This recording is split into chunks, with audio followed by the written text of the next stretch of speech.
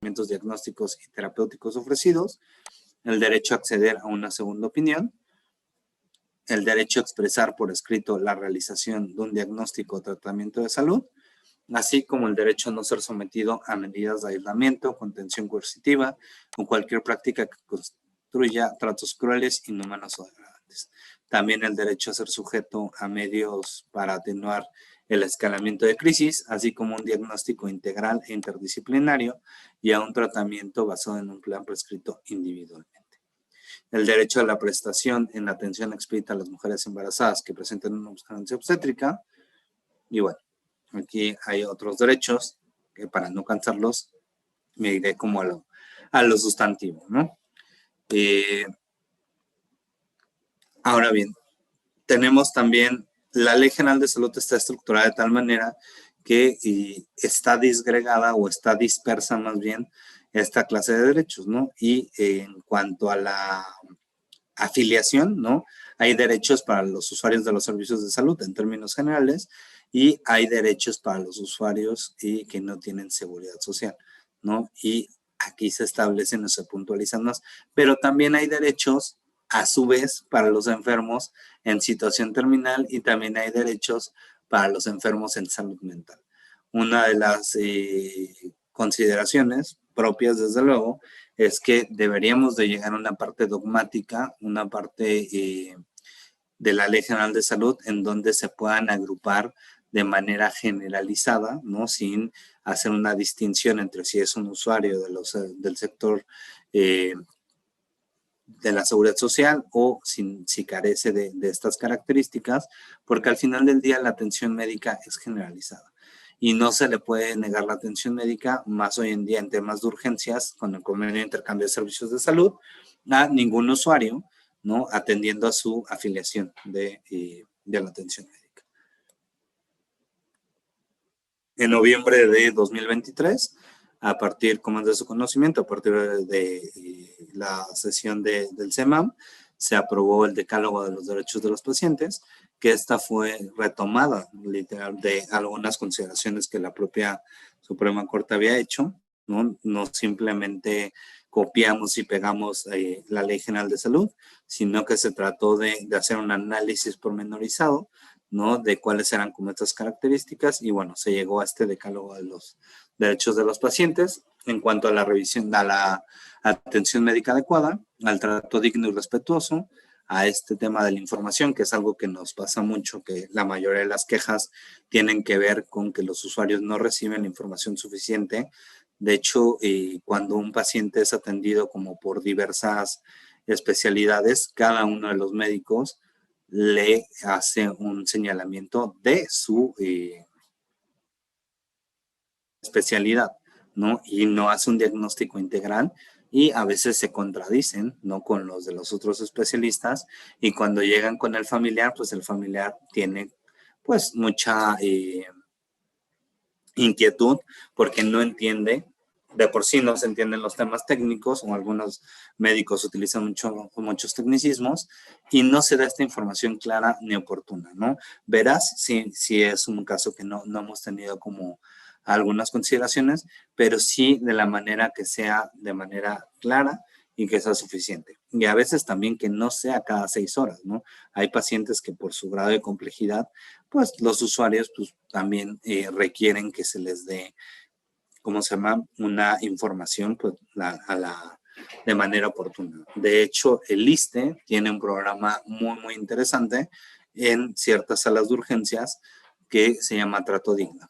Y con ellos hemos podido como colaborar muchísimo y ellos tienen como un vínculo muy fuerte con el área de urgencias y ya cuando el familiar le solicita que le brinden la información de su paciente, pues bueno, se acercan con ellos y ellos los apoyan bastante bien. Sería un ejercicio interesante que esto fuera replicado en muchos lugares, ¿no? Tanto del IMSS como de IMSS Bienestar.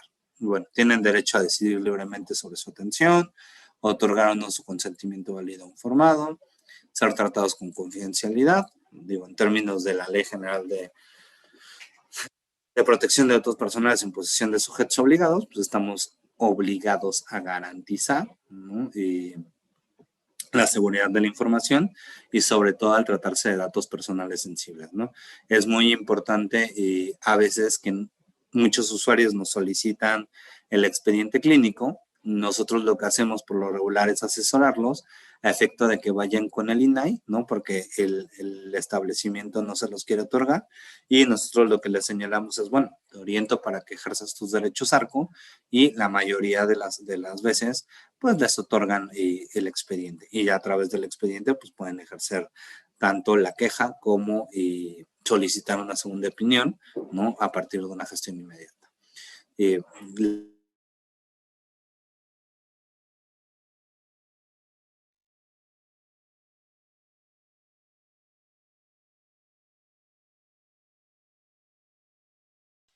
Perdimos a Iván, Cintia. Sí, un segundo. Hospital, sea público o privado.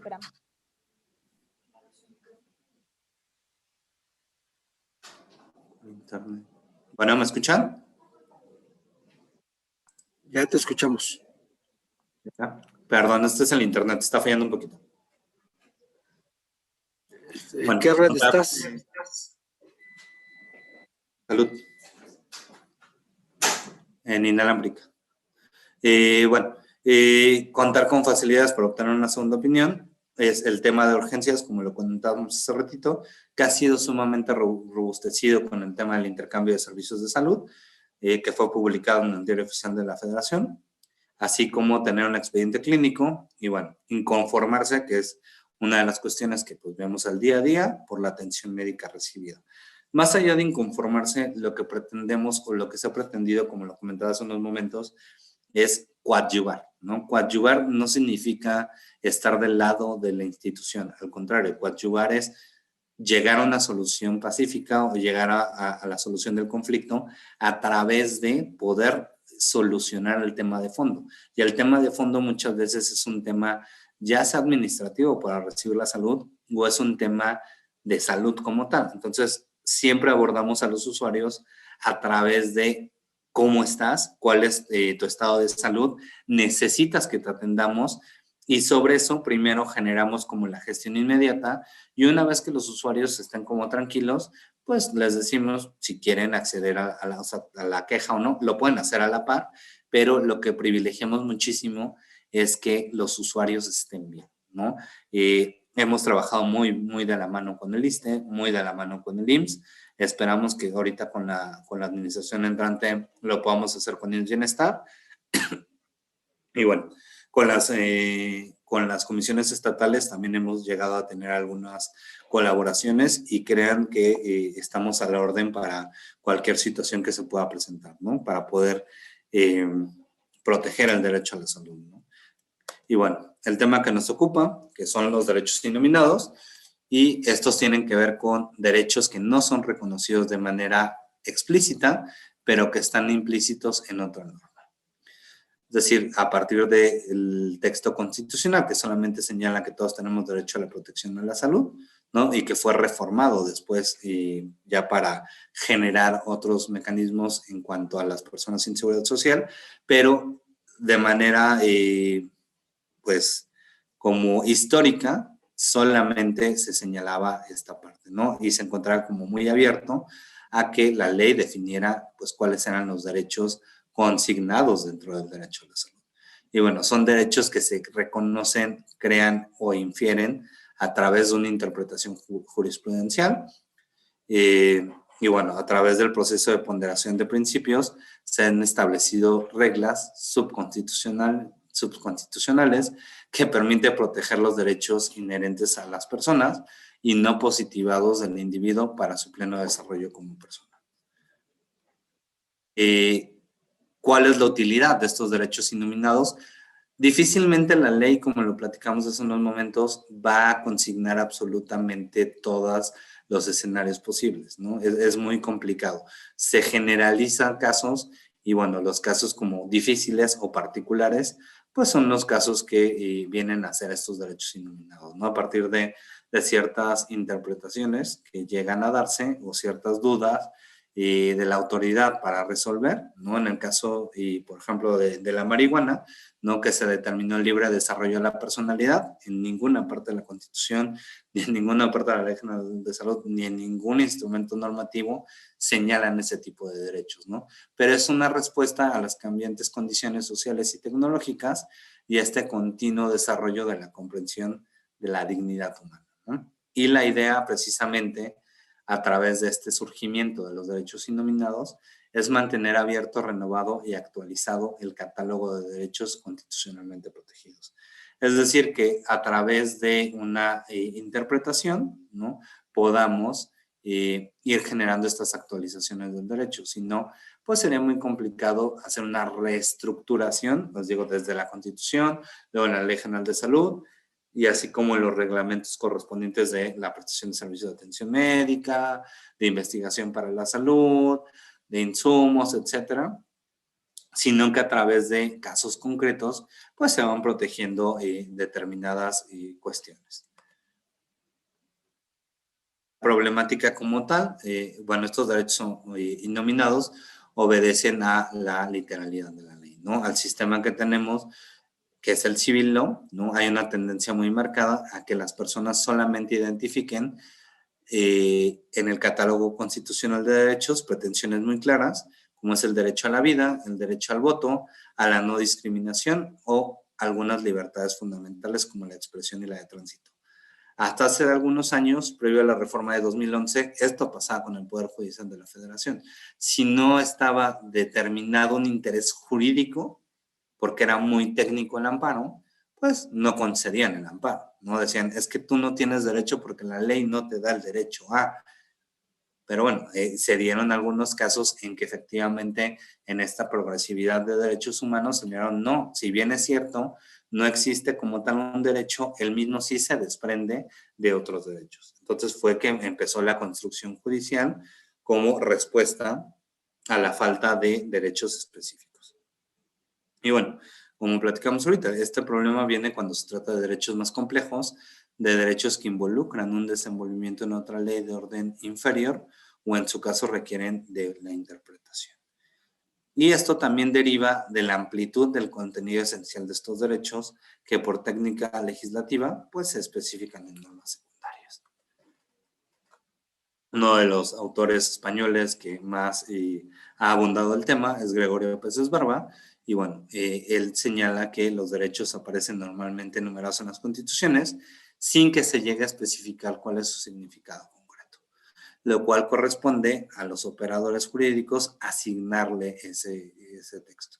Hay un libro muy bueno que se llama El problema del significado jurídico de Chiassoni, que es un italiano, y bueno, habla cómo a través de ese enunciado constitucional y a través de la corriente ideológica, incluso del propio operador, ¿no? Se le puede dar esta significación jurídica a un enunciado ya sea constitucional o inclusive legal.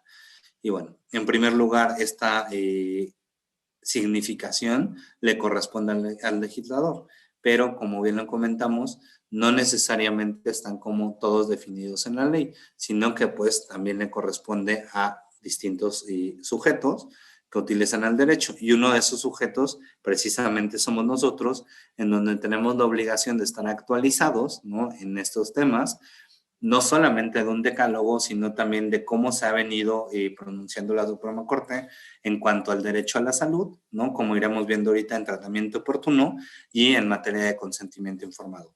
Si bien es cierto, todos sabemos que tenemos derecho a ambos, también las condiciones o las características en las que se presenta son las cuestiones interesantes que se han ido como resolviendo a partir de casos complejos.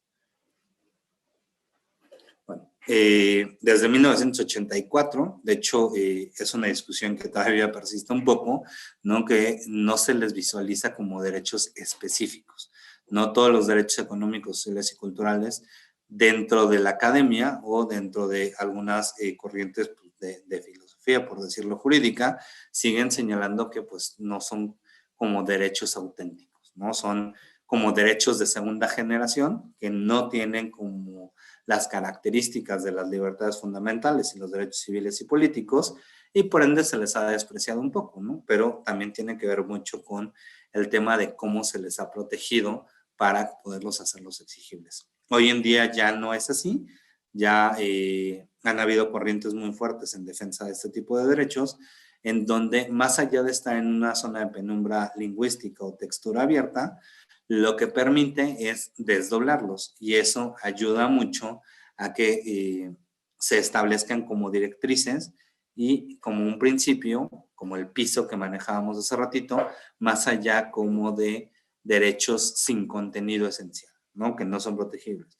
Y a partir de las reformas a la Constitución en 2011 y a la Ley de Amparo, pues bueno, ya hay un interés jurídico y legítimo, ¿no? Que permite acudir al juicio de amparo para proteger este tipo de condiciones.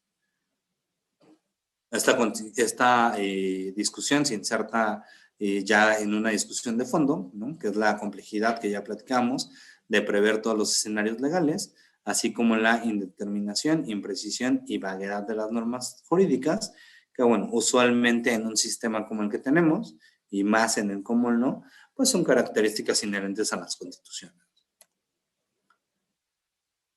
La idea de asignar al procedimiento un significado jurídico tiene que ver con el contexto de las normas constitucionales y la vaguedad de los términos, ¿no? Que puede ser resuelto a través de acciones semánticas, cómo les vamos a dar el sentido, ¿no? ¿Qué es lo que quiere decir o cuál era la interpretación que señaló el legislador en su momento en esta exposición de motivos? A través de la cuestión fáctica, que es lo que vamos a resolver en estos momentos, y bueno, también cómo vamos a resolver algunas cuestiones de índole estructural. Y ahí es donde también hemos participado mucho porque la idea es fortalecer a través de esta generación de derechos de los pacientes, pues de manera puntual, en forma estructural, los servicios de salud, ¿no? La calidad en los servicios de salud. Un ejemplo de ello es que el año pasado se hicieron oficios de calidad, recomendaciones a SINSAE, ¿no? A los institutos a través de SINSAE, así como al ISSSTE y al IMSS, en el entendido de que la norma ya establecía desde hace algunos años el tema de cuidados paliativos. ¿Qué hicimos? Tratamos de resolver este problema estructural, porque sigue siendo un problema estructural. Muchos piensan que la atención médica únicamente es como se llama, restaurativa, sin embargo, pues bueno, abarca 4 cuestiones, ¿no? Tanto la fase preventiva, como la restaurativa, como la rehabilitatoria y la paliativa. En muchos de los casos no se han dado los cuidados paliativos y bueno, ya cuando tenemos usuarios o tenemos ciertas gestiones en donde ya no hay como nada que hacer en esos términos, lo que siempre tratamos de señalarle a los usuarios y así como a los prestadores es que se le brinden cuidados paliativos, ¿no? Hemos tenido muchas gestiones, afortunadamente sí han sido exitosas en esta parte de poderle brindar no únicamente el medicamento, sino también acompañarlos e inclusive la propia norma establece que deben de existir ciertos espacios para poder ejercer estas acciones de cuidados paliativos.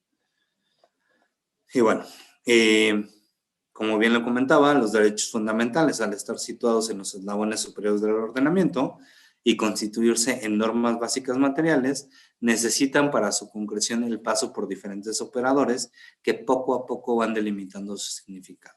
Es decir, nosotros estamos pues ya en un nivel muy operativo en donde debemos de concretar estos derechos, ¿no? Al tratamiento, pero ¿qué significa tener un tratamiento oportuno? ¿No? ¿Cuál es el tratamiento oportuno? ¿Involucra el tema de medicamentos o involucra el tema de estudios?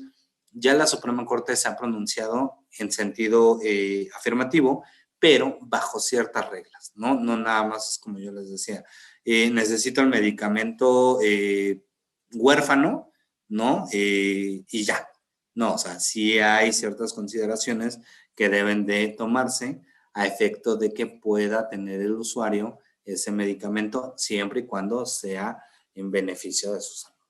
Bueno, a la hora de dotar de significado a estas figuras, el papel de la interpretación es clave, tal y como acontece con el Poder Judicial, pero también con las autoridades administrativas, como es el caso de las comisiones estatales, como es el caso de la Comisión Nacional.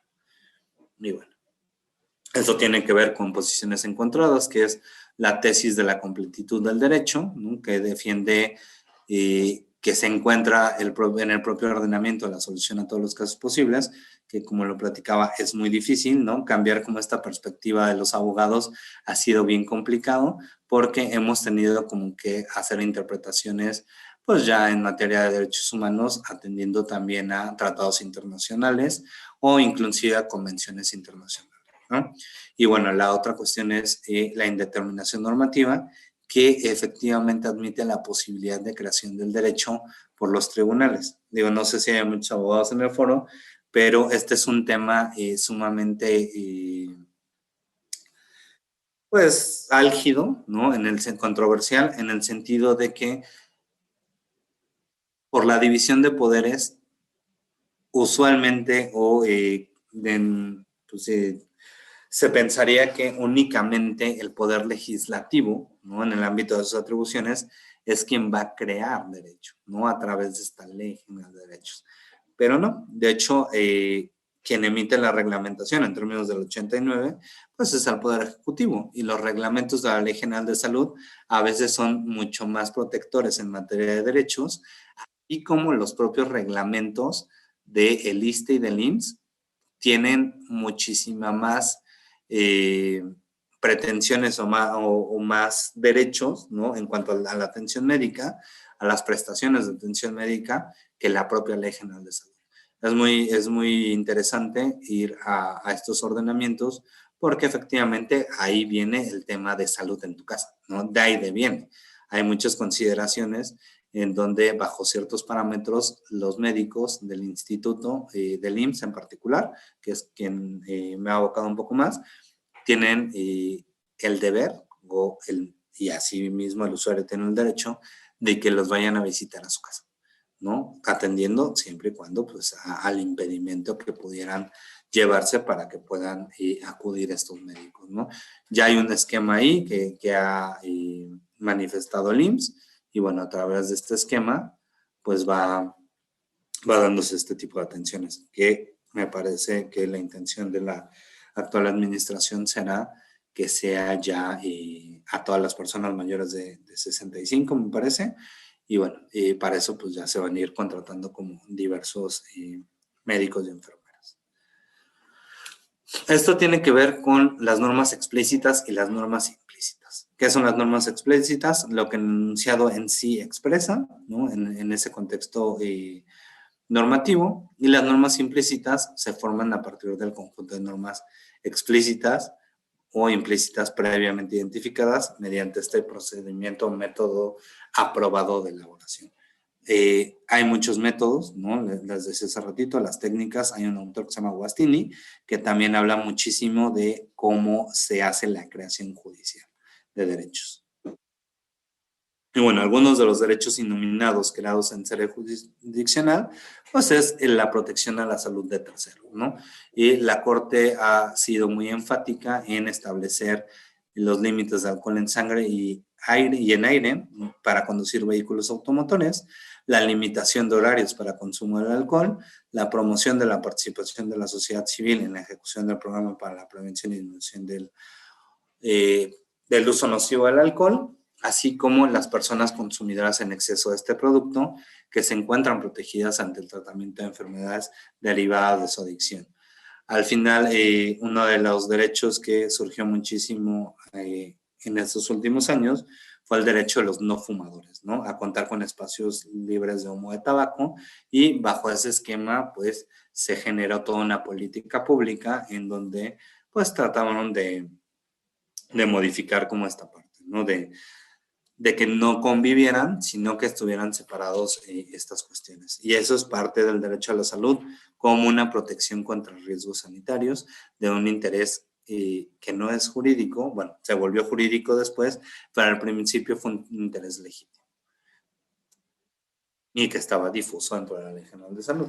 También el tema de los procedimientos estéticos, la protección a personas menores de 18 años y aquellas que no se encuentren en pleno goce de sus facultades mentales. Y bueno, para el tema de los profesionales, si bien es cierto, señala un deber, ¿no? Se traduce en un derecho, ¿no? Del usuario a que lo atiendan profesionales que tengan cédula y que tengan un certificado vigente de especialista. Ahora bien, y aquí yo creo que va a ser el tema ahí posiblemente a cuestionar al final de la plática, si en el tratamiento oportuno existe un derecho al suministro de los medicamentos. Como está redactada la Constitución actualmente, parecería que sí, pero únicamente para los que no tienen seguridad social. Pero ¿qué pasa con las personas que sí tenemos seguridad social? Bueno, lo comentaba hace ratito, el tratamiento oportuno pues tiene que ver con todas las fases, ¿no? Pero particularmente tiene que ver con que en este diagnóstico temprano, ¿no? Más bien que tratamiento oportuno a partir de un diagnóstico temprano y que el mismo, pues si se requiere o no, se ha enviado a otros niveles de atención, ¿no? Y para poder suministrarse el medicamento, pues se tiene que tener la mejor alternativa terapéutica, definida como aquella que otorga una mayor calidad y cantidad de vida. Y bueno, para ello el Estado deberá de garantizar el derecho a la salud. Quiero centrarme un poquito en el envío a otros niveles de atención, porque es donde hemos tenido como muchísimas gestiones inmediatas y muchas quejas, porque los usuarios manifiestan que no los está atendiendo el especialista. Y bueno, para empezar siempre le decimos al usuario, ok, nosotros te apoyamos, pero de entrada tienes que generar los protocolos, ¿no? Cuando así lo establezca o cuando las posibilidades propias de la enfermedad lo permitan, se tendrá que acudir al médico familiar y el médico familiar pues dará la referencia a un segundo nivel y en su caso pues se dará un tercer nivel, ¿no? Siempre y cuando no cuenten con la capacidad resolutiva. Muchas veces los usuarios no lo entienden o cuando hablan con los médicos es difícil porque no les explican, pero ya cuando nosotros tratamos como de abordar este tipo de situaciones, pues ya les explicamos que al final del día pues sí tienen que establecer esta parte, pero que en ciertos casos también existe una excepción. Y esto es cuando las condiciones de la enfermedad, como lo bien establece el propio reglamento del ISSSTE y su acuerdo de regionalización, sí disponen que se podrán ir de manera directa o incluso también a partir del tema de urgencias pueden referir directamente al especialista, ¿no? Entonces, sí es atender caso por caso, revisar efectivamente la gestión.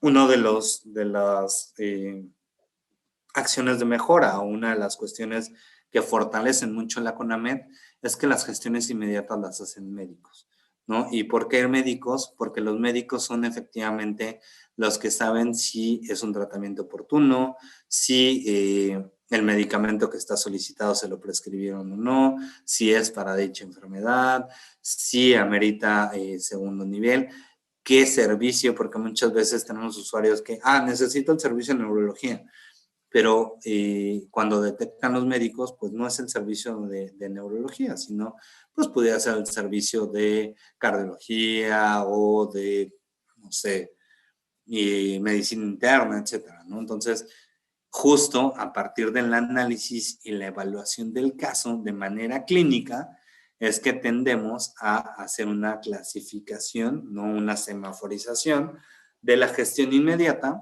a efecto de poder ver si efectivamente es una cuestión prioritaria, ordinaria o urgente. En el caso de urgencias, pues les damos como, ya hemos establecido los contactos ahí con los prestadores y sí les decimos, oye, la persona efectivamente está cayendo en esta cuestión, ¿no?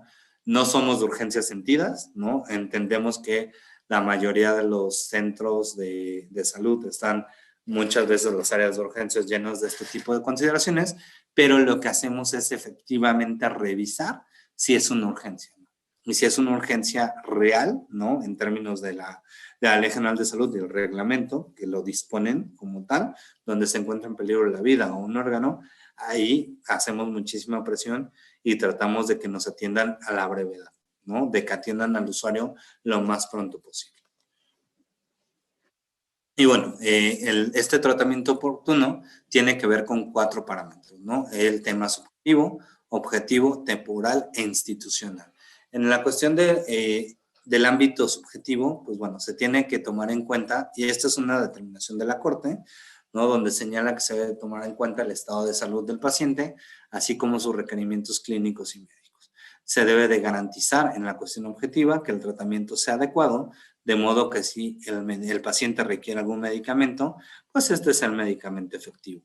Como bien les comentaba, no necesariamente se le tiene que prescribir o se le tiene que proporcionar el medicamento a un usuario. Ahorita veremos cuáles son las características, ¿no? Que la primera de ellas es que pues, el medicamento sea seguro, de calidad y eficaz, ¿no? Y para ello, pues tendrá que haber sido previamente aprobado en el caso de medicamentos alopáticos, porque huérfanos tienen otro tratamiento, por un registro sanitario de la COFEPRIS. Tiene que ser temporal en el sentido de que se debe garantizar que el tratamiento que necesita el paciente, y aquí es donde se da como esta revolución en el amparo 220 de 2020, que señala que todas estas enfermedades crónico-degenerativas deben de atenderse de forma oportuna, permanente y constante.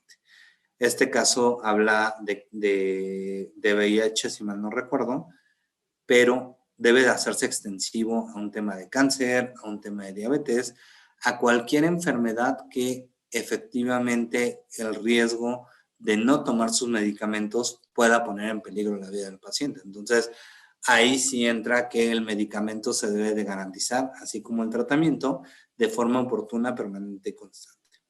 Y bueno, debe ser institucional, que se haga de acuerdo con los estándares más altos de tecnología y especialización médica, que es algo que también hemos defendido muchísimo. Defendemos mucho la calidad de la atención, ¿no? Sabemos que también hay muchas oportunidades de mejora que podemos tener, pero defendemos mucho los estándares tecnológicos y de especialización de los hospitales.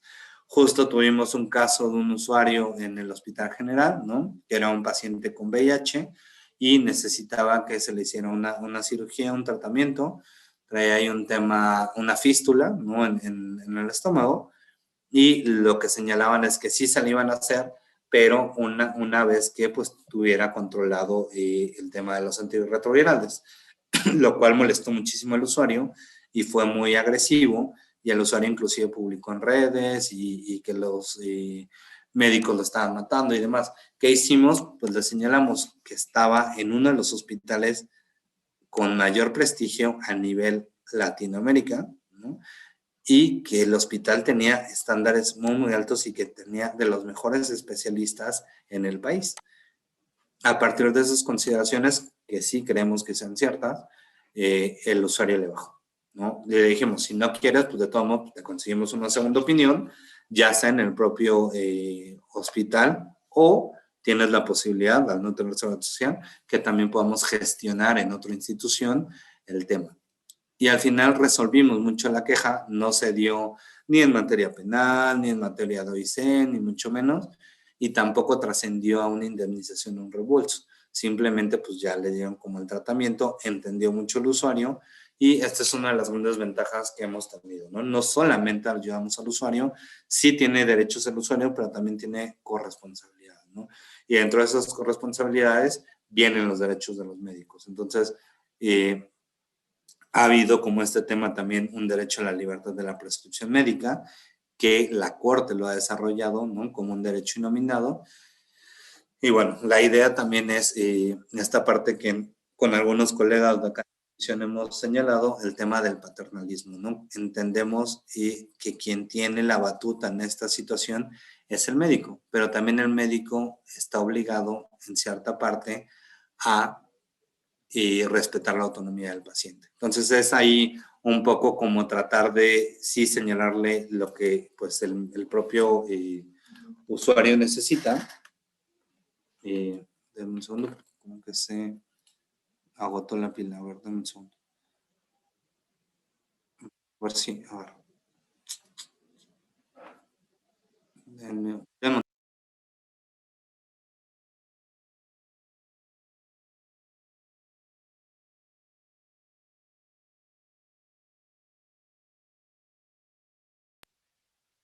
Bueno, el tratamiento oportuno en medicamentos. Cuando existen nuevos tratamientos, el Estado debe de proporcionar a las personas que soliciten aquellos medicamentos aun y cuando no estén en el cuadro básico. Es decir, por regla general, se señala que solamente se pueden prescribir medicamentos, en el caso de instituciones de seguridad social, como lo platicamos, medicamentos que estén en el cuadro básico y obviamente que hayan quedado acreditada la seguridad, calidad y eficacia, ¿no?, terapéutica de un medicamento, esto a través de su registro sanitario. Y bueno, esto pasa también por el Comité Específico de Medicamentos, en su oportunidad por la Comisión Interinstitucional, ¿no?, del cuadro básico y catálogo de insumos para la salud. Hoy en día ya compendio de la salud, pero bueno, la idea era primero que para poder acceder a un medicamento pudieran tener en el cuadro básico el medicamento y el médico lo prescriba, ¿no? Una vez que lo prescribe el médico y que está autorizado y que está en el cuadro básico, tendría su medicamento. Pero en el caso que les comento de 1997 de VIH, que se resuelve en el 2000 por la Corte, este medicamento, al ser de innovación tecnológica, no se encontraba en el cuadro básico. Y lo que determinó la Suprema Corte fue que el Estado tenía la obligación de proporcionar a estas personas el medicamento, era un militar, a proporcionar el medicamento que solicitaba a efecto de que curaran o aliviaran la enfermedad, ¿no?, con independencia de que fueran de reciente descubrimiento.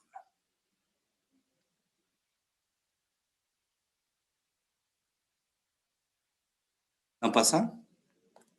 Ya, perdón. Y bueno, para ello es muy importante, ¿no? Y en materia es donde también les decimos a los usuarios que a veces nosotros también pues nos vemos un poco limitados para poder presionar a las instituciones a efecto de que prescriban cierto medicamento, porque nosotros no podemos incorporarnos a esa situación, ¿no? A veces los usuarios, y llegamos a tener gestiones en esa índole, que de manera propia investigaron para que un medicamento pues podía ayudar a era un caso de un menor, y solicitaban que nosotros le pidiéramos al IMSS que les prescribieran el medicamento. Les señalamos que nosotros no estábamos en esas condiciones, pero sí le orientamos a que lo pudiera realizar ante la autoridad jurisdiccional a efecto de que el juez analizara si, y de manera certera, ¿no?, a través también de opiniones técnicas, si el medicamento solicitado era el tratamiento adecuado para el quejoso. ¿Por qué? Porque el juez de manera individualizada, de manera propia, ¿no?, no puede obligar al instituto, sino que ellos necesitan, a partir de una evaluación, ¿no?, de otros peritos, determinar si sí o no el medicamento puede proporcionarse. Eso fue un tema importante cuando se dio el tema de vacunas, ¿no?, si los menores tenían que contar con la vacuna o no, pero en el momento de los amparos, pues la Política Nacional de Vacunación señalaba que no existía evidencia científica tendiente a demostrar que no había una afectación. Entonces, conforme se fue actualizando la evidencia científica, pues ya se demostró que pues no había como tantos daños, ¿no? Pero en su momento sí fue una situación ahí un poco complicada, ¿no? Para poder acceder a ese tipo de medicamentos. Y bueno, perdón. Y bueno, también el juez está obligado, o más bien únicamente puede establecer de manera provisional las medidas adecuadas y urgentes para la protección de los pacientes, ¿no?, sin que esto también se sustituya en el ámbito técnico de decisión que corresponde a los médicos tratantes y a la institución responsable.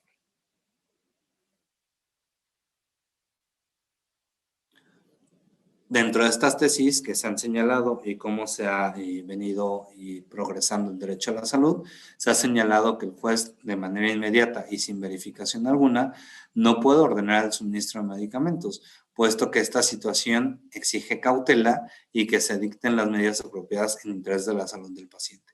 Es decir, si el juez, a través de un amparo, le dice sí, prescríbelo o suministralo, pero al final no existe una evidencia, en lugar de apoyar al usuario, lo estamos afectando, ¿no? Porque no sabemos si efectivamente ese es el mejor medicamento o el mejor tratamiento posible para la salud del usuario. Y bueno, una de las consideraciones también que se han determinado es que pues se tiene que suministrar el medicamento a los quejosos de forma ininterrumpida. En el caso, nada más como para no dejar de lado el tema de medicamentos huérfanos, en el caso de medicamentos huérfanos, son medicamentos para enfermedades raras, ¿no? Que no se van a encontrar en el cuadro básico, pero deben de tener un oficio de liberación de la COFEPRIS. Y también tener una evaluación por parte del consejo, ¿no? En donde se determine que efectivamente pues, el medicamento es seguro, calidad y eficaz para poderlo en todo caso proporcionar. La forma para poder acceder a los mismos, pues no es a través de nosotros, sino a través de la orientación para que acudan a un juicio de amparo, ¿no? Y bueno, nosotros nos limitamos ahí, ya no asesoramos de más, porque ya no es un tema de que nosotros nos convertamos en garantes como de una defensoría, sino que asesoramos al usuario y lo orientamos en el ámbito de nuestras atribuciones en cuanto a sus derechos, ¿no? Y parte de sus derechos, si efectivamente puede tener derecho al suministro de medicamentos, pero siempre y cuando se le prescriba y esté autorizado y desde luego sea la mejor indicación. Y bueno, ahora bien, como tal, existe un derecho en la Ley General de Salud de manera textual al consentimiento informado. En 2022 se reforma el artículo 51 bis 2 de la Ley General de Salud, en donde sí señala que es el consentimiento informado, que es el núcleo del derecho a la salud, ¿no? Desde una perspectiva de libertad, así como de la salvaguarda para el disfrute del mayor estándar de salud, así como la conformidad expresa de una persona, ¿no? Para la realización del diagnóstico, y que todos están obligados a comunicar al usuario de manera accesible, oportuna y en lenguaje comprensible la información veraz, completa, incluyendo los objetivos, así como beneficios y riesgos esperados y alternativas de tratamiento para poder asegurar que los servicios se proporcionen sobre esta base del consentimiento libre informado. Y bueno, ya una vez garantizada la comprensión, el usuario tendrá un derecho de aceptarlos o rechazarlos.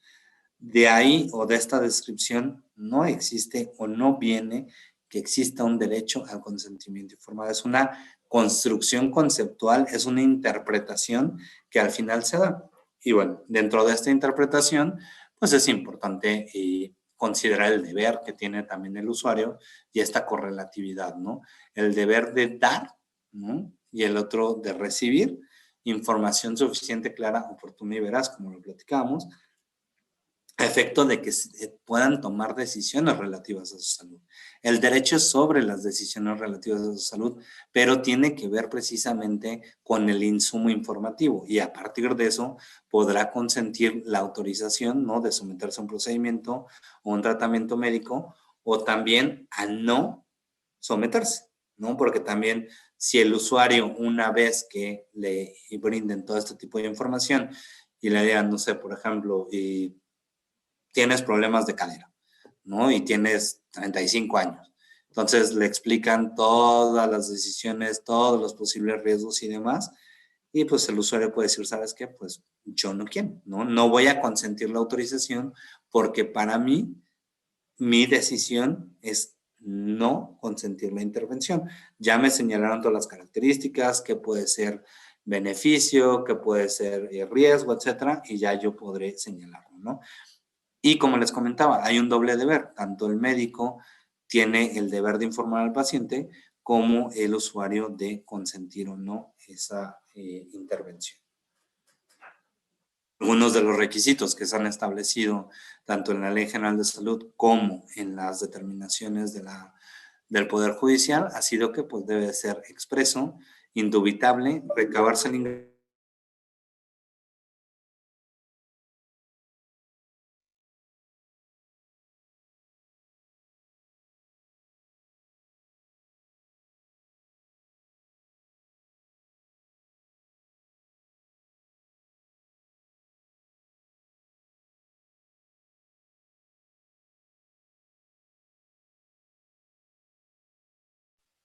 Se fue otra vez, ¿sí?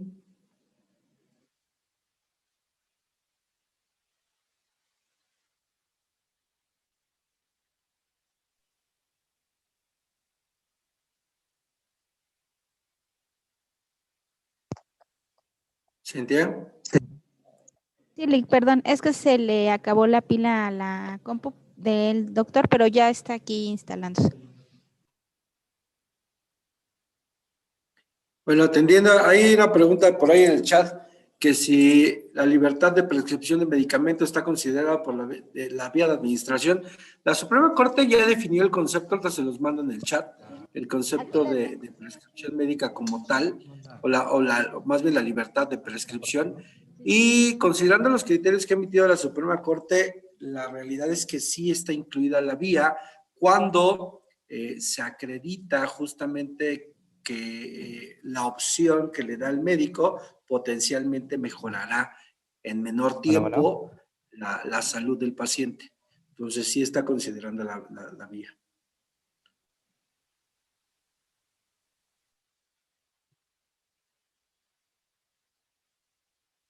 Bueno, ¿se escucha? Sí, doctor, se escucha. Ya me... Perdón, no sé qué le pasó a mi máquina. Y ya.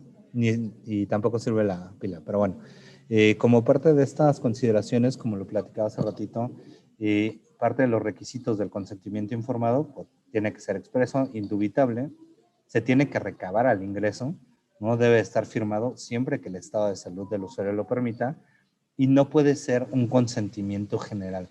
Es una práctica generalizada que muchas veces se firma como la totalidad, pero no se especifican cuáles son como cada uno de los pasos a seguir para poder consentir las intervenciones, ¿no? Por ello es muy importante que los procedimientos sea por cada uno de los procedimientos médico-quirúrgicos necesarios.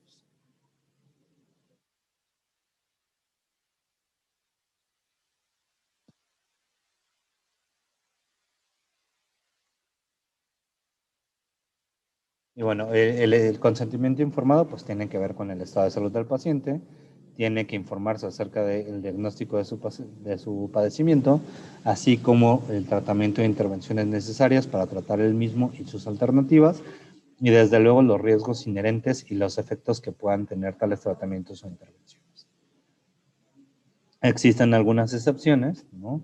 Y en cuestiones de emergencia, en donde el médico puede actuar sin requerir el consentimiento informado, en particular de los padres, y ahorita voy a hablar un poquito de ese tema, siempre actuando bajo el mayor grado de diligencia, ¿no?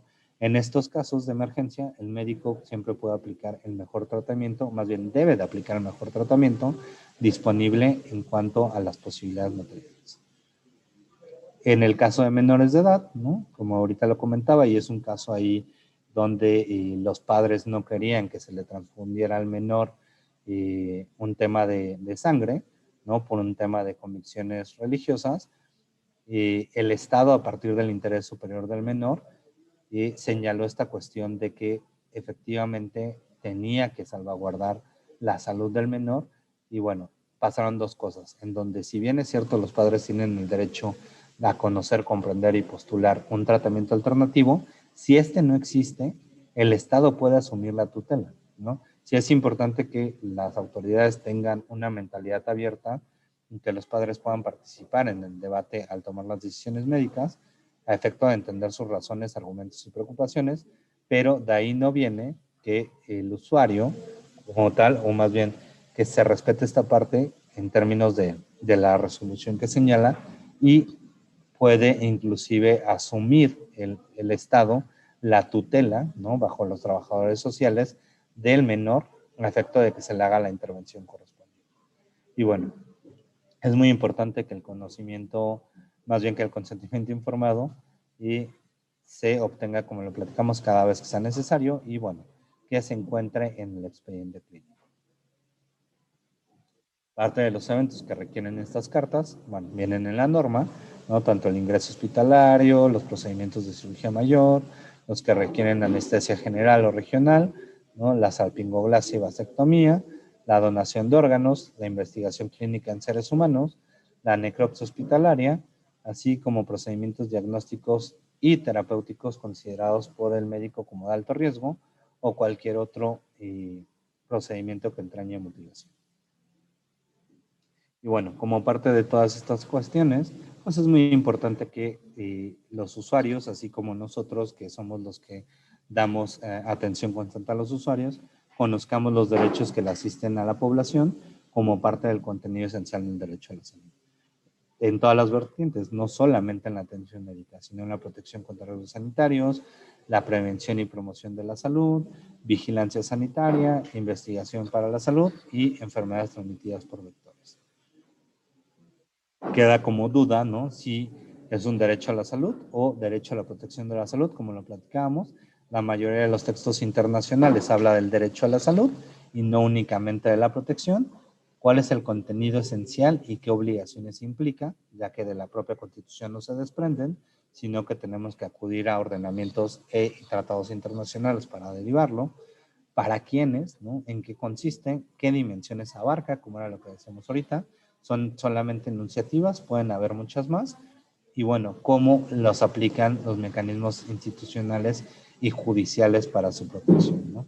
Si puede reclamarse, antes era muy difícil que se reclamara vía judicial, hoy ya se puede hacer vía judicial, pero ¿cuáles son las implicaciones? ¿No? Si a partir de estas determinaciones, pues ha generado como muchísimo activismo judicial, si es deseable o no es deseable, ya son otras consideraciones, pero bueno, necesitamos llegar a un punto donde las determinaciones de la autoridad jurisdiccional, pues también permeen mucho en el ámbito legislativo y desde luego también en las autoridades administrativas a efecto de que podamos proteger de mejor manera los derechos humanos.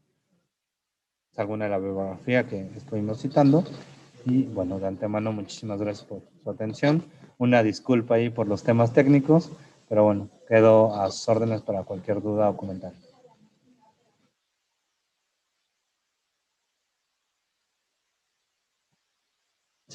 Gracias. Es que con el pie se desconecta la extensión.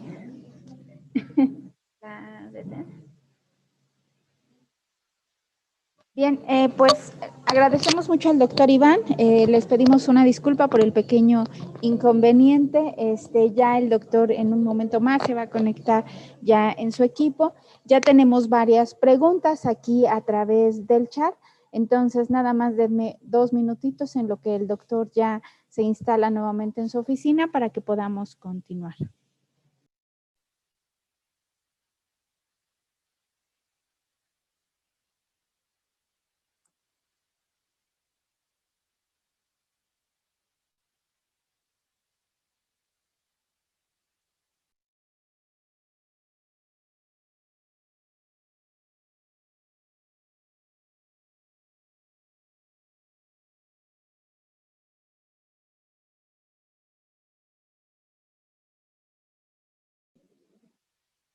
Su video, por favor.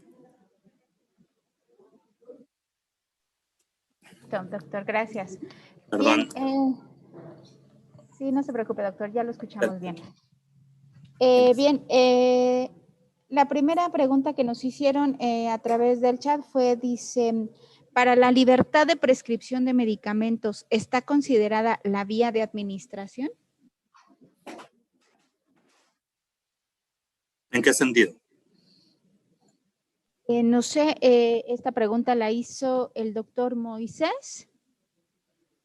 Ahí ya se le había contestado que sí está considerada la vía de administración. El profesional de la salud sí puede elegir la vía de administración del medicamento siempre y cuando esta vía sea la idónea y la que va a causar una atención, más bien el restablecimiento de la salud en un menor tiempo al paciente. La Suprema Corte ya ha definido el concepto literal de la libertad de prescripción y esta es completa, incluyendo la vía, cuando la vía es importante para la aplicación del medicamento. Ya, gracias. Sí, no había entendido la pregunta. Sí, efectivamente, como dice Javier, o sea, la prescripción tiene que ver tanto con el suministro en todas las vertientes. Bien, gracias. No tenemos ninguna otra pregunta en el chat. No sé si de manera personal hay alguien que quiera tomar el uso de la palabra. Doctor Arellano, le damos la palabra. Muchas gracias. En cuanto a lo de la vía de administración, no solamente es eso, sino también que esté autorizada la vía de administración de ese insumo específico para el procedimiento que se requiere en el paciente, porque si es una vía que está autorizada únicamente para intramuscular, no puedes por libertad prescriptiva aplicarla en forma intravenosa, sino también depende de lo que la misma farmacopea establezca para el caso en concreto del insumo o medicamento específico. Por otro lado, muchas gracias, doctor Iván. A mí me gustaría hacer aquí una consideración que siempre he tenido esa idea o esa inquietud de que inicialmente estos derechos surgen como estrategias para hacer efectivos otros derechos y poco a poco se van instalando como un derecho autónomo o un derecho específico. Y me gustaría también comentar que en el caso, por ejemplo, del consentimiento bajo información, no es un consentimiento único, no es un, perdón, derecho único, es un derecho que es una situación en la que confluyen varios derechos, como es el derecho a la información, al ejercicio de la libertad, al hecho de que no haya restricciones a la libertad, al ejercicio de la autonomía y de la autodeterminación de la persona y que sirven como estrategias para hacer efectivos todos estos derechos en un ámbito específico de la salud. Y el otro punto es que no confundamos, y esto siempre lo digo, no confundamos la carta de consentimiento bajo información con el proceso del consentimiento bajo información, que implica una serie de elementos desde el inicio de la relación hasta que concluye la atención médica y que puede muchas veces ser una atención crónica, no nada más en un momento X, en un momento determinado, sino que concluye con lo que llamamos participación informada, en donde al paciente se le dan todas las herramientas a través de la información para que asuma pues las obligaciones que entraña el autocuidado de su salud.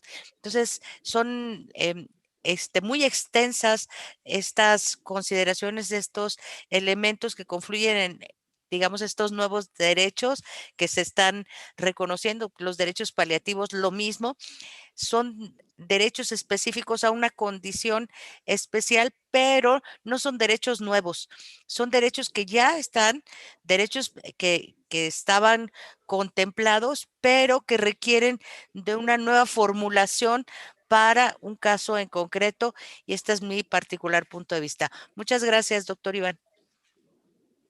Sí, sobre todo que coincidiendo contigo, Marta, son derechos que se han fragmentado. O sea, son derechos en el que era un solo derecho y que los han partido por esta necesidad de combate legal, como por ejemplo el derecho de prescripción, es prescripción y suministro ahora, ¿no? Y ya lo dividen en dos derechos. Tengo derecho a la prescripción, pero también al suministro del medicamento. Entonces, se van partiendo los derechos, lo que ocasiona que justamente un acto médico puede estar involucrados el ejercicio de muchos derechos o el cumplimiento de muchos derechos del paciente. Muchas gracias. ¿Alguien más tiene algún otro comentario o alguna otra pregunta?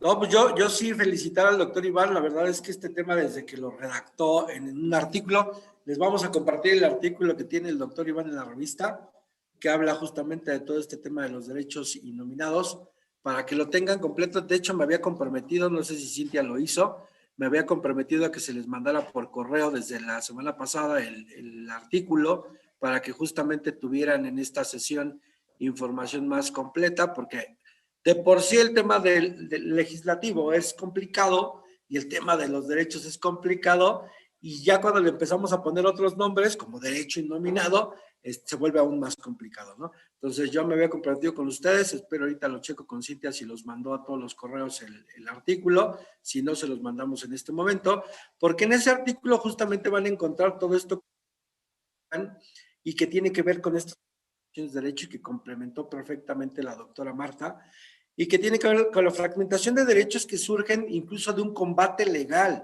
Hay muchos derechos que han surgido justamente de la exigencia de la ciudadanía pues, tener acceso al derecho a la salud. El doctor Iván comentó a grandes rasgos algunas problemáticas que ya tenemos en las comisiones tanto nacional como estatales, como es el tema de las transfusiones sanguíneas, el tema de las enfermedades raras, el tema de algunas problemáticas específicas de medicamentos que no están en el sector o en el cuadro básico. Pero quiero aquí abiertamente decirles que la CONAMED ni las comisiones estatales tenemos a veces competencia para incidir directamente o obligar a las instituciones a que esto se otorgue, ¿no? A que esto se haga real. Lo que dijo acertadamente el doctor Iván es, podemos acompañarlos y asesorarlos para que lo hagan por la vía judicial, porque es el medio más efectivo para poder tener acceso a ciertas complejidades del derecho que no están reconocidas totalmente, ¿no? Lo dijo muy bien dicho, hay muchos derechos que actualmente debería tener el ciudadano, pero que no todas las instituciones del sector, ni de seguridad social, ni de no seguridad social, la tienen como facultad. ¿Por qué? Porque el sistema de salud, como ustedes lo saben, ha sido progresivo, y ha sido progresivo en la idea de que para el 2020 y tantos, 2030, creo que está programado, se pueda alcanzar el 100% de cobertura, ¿no? Y este 100% de cobertura implica que tal vez ahorita no estemos en el 100% de cobertura de todas las enfermedades ni de todos los padecimientos, que guarda relación directa con el ejercicio de los derechos innominados o derechos difusos, ¿no? Que son dos conceptos que justamente define muy bien en su artículo el doctor Iván y que se los vamos a compartir. Pero como siempre yo agradezco mucho esta cálida charla con él porque retroalimenta mucho en la parte teórica, en la parte dogmática, él lo cuadra mucho con toda la estructura de la teoría del derecho, de la teoría de las normas, y siempre es grato escucharlo. Muchas gracias. Sí, licenciado, no envié el artículo, pero les estoy... No te escuchamos, ¿sí? Sí, les comentaba que sí, una disculpa, no envié el artículo, pero ya puse ahorita la liga, donde está la liga para poder descargarlo, y de igual manera les hago llegar el PDF. Bueno, pues hay felicitaciones obviamente también para el doctor Iván por su presentación. No sé si hay algún otro comentario. Parece que no, y bueno, pues de no ser así, pues entonces daríamos por concluida esta sesión. Agradecemos mucho al doctor Iván por su excelente presentación, y bueno, nos estaríamos viendo el próximo 25 de octubre con el tema protocolo de atención de usuarios de la CONAMED. Muchas gracias, agradecemos obviamente también a las comisiones estatales que nos acompañaron el día de hoy, a Baja California Sur, Chihuahua, Yucatán, Chiapas, Hidalgo, Sinaloa, Coahuila, Hidalgo, el personal que está obviamente en la sede de Acapulco, Morelos, y el personal de toda la comisión estatal. No sé si alguien más me faltó. Baja. Que no. El doctor Vela, Baja, siempre presente. Sí, Baja California, sí, Sur, siempre ahí presente el doctor. Bueno, pues saludos a todos los comisionados a todos. Gracias por estar pendientes. Que tengan excelente fin de semana. Gracias a todos. Gracias a todos.